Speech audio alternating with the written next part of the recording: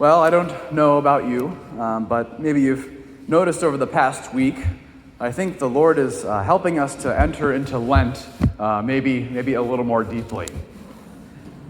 Maybe he's thinking, maybe we need to take prayer, fasting, and almsgiving, maybe a little more seriously.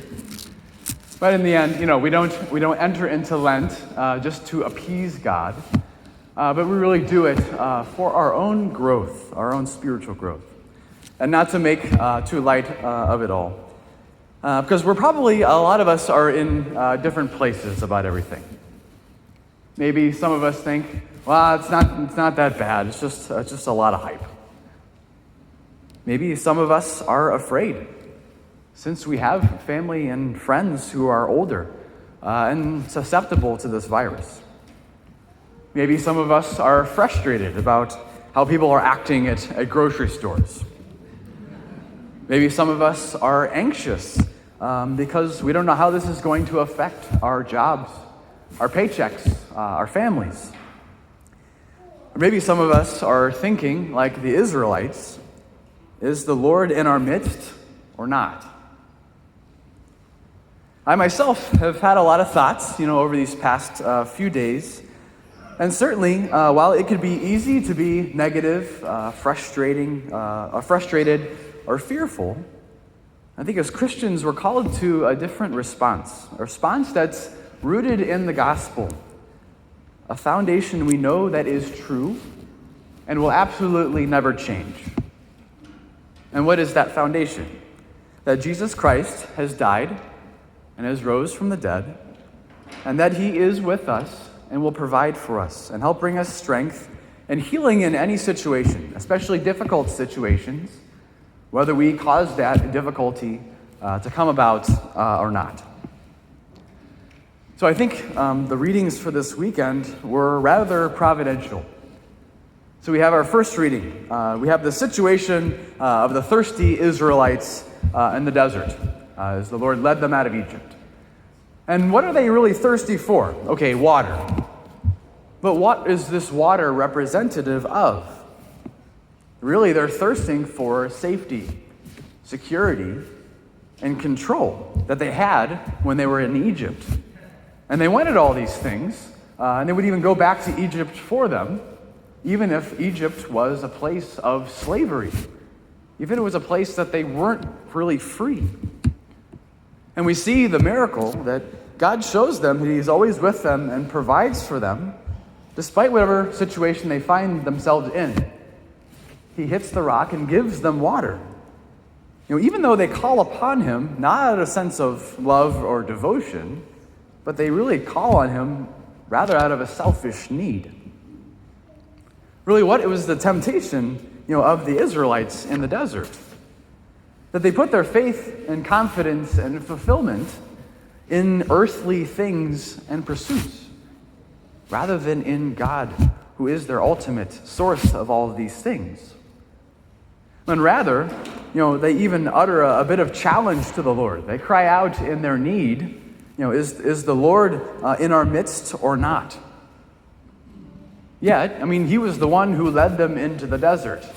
I don't think he was going to exactly leave them, high and dry in the place where he was going to lead them. As we have been enduring some of the repercussions of this coronavirus, no matter actually if we've experienced, some of the actual consequences or not, are we aware maybe of how it's highlighted maybe some of our earthly attachments? Some of the things that we have placed our trust in. I think we would all admit that we like when things are normal. But what happens when things aren't normal? What happens when we don't have our regular job, our work schedules, our sporting events and tournaments, our fish fries, our concerts, our vacations? Now, certainly, some of these things can cause legitimate, concern in our lives, but it still begs the question of how much we're placing our ultimate security in these things we can control, rather than placing our trust in God. And to be clear, God doesn't want to torture us or to see us suffer. God did not want the coronavirus and all that's happening because of it. But he was willing to allow it to happen for the sake of our reaching out to him, a realization of how much we need him at all times, whether there's a pandemic or there's not. God knows that if we place our hope and trust in him and live out of that, we will know true peace and fulfillment despite what happens.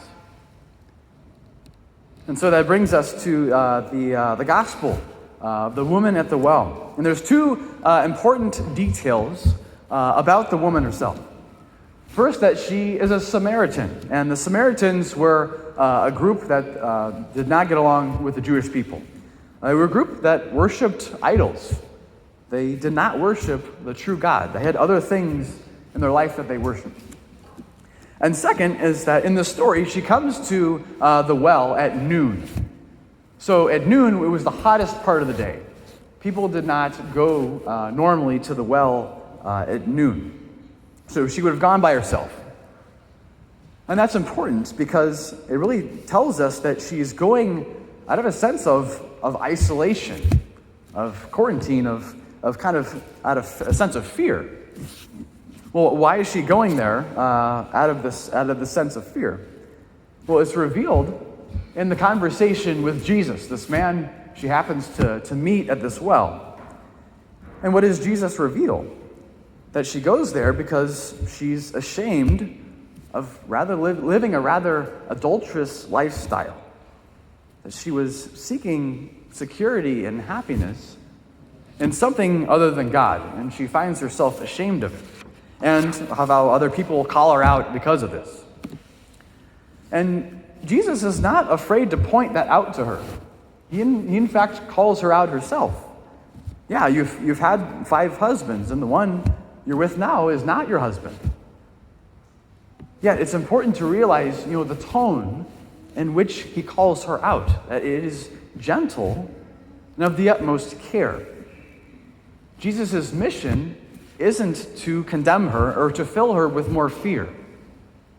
He wants to bring her healing, security, and salvation. And he knows that all of these things are only found in a relationship with the one true God. And so he reveals himself miraculously. He reveals himself as the Messiah, as he himself the path to salvation, the source of the ultimate thirsts for her soul. And immediately, her posture is changed. She's filled with confidence and even wonder. She leaves her quarantine, at the well, and she runs back to the people she was afraid of and proclaims Jesus to them. Oftentimes we maybe can find ourselves drawing from other wells in our lives to temporarily kind of quench the thirsts we have. And maybe in the past few days, the Lord has maybe kind of called us out on that. Our desire for constant entertainment, our obsessive need for busyness, our constant grasp for achievement, our confidence in convenience. What if, in this moment, these past few days, and these next few weeks, they give us a little bit of distance? What if it gives us a little bit of perspective to invite God more deeply into our lives so that we can embrace a better, maybe less attached, more virtuous way of life? And I pray that, if we feel like God has called us out, like the Samaritan woman, and we know that he has done so only insofar that he wants to draw us to himself and into a relationship and give us the living water that we desire. If anything, I hope that instead of just merely being, a pandemic of suffering, of fear and isolation, things that are more barriers to God and others, I pray that, this whole ordeal may root us in being focused on what is most true in our lives. And just to come to embrace how much we really and truly need each other. Not just in a nice kind of sentimental way, but in a real way. Just because there's a virus doesn't mean we stop being the people of God. Doesn't mean we stop drawing life from the sacraments, from the church's life of prayer. In fact, this is when we need prayer now more than ever. And just because everything seems to be being canceled doesn't mean that a life of faith, hope, and love is canceled. If anything, this time highlights our desperate need for that kind of life. Because St. Paul tells the Romans, ultimately that hope is not a pacifier. Hope is real knowledge of what is true. He says, hope does not disappoint, because the love of God has been poured into our hearts through the Holy Spirit, who has been given to us.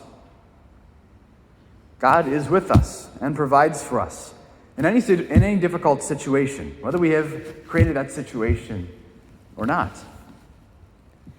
Now is a time to come to the well despite our fears and tell Jesus our thirsts. It's time to return to the Lord, who is our healer of body and soul.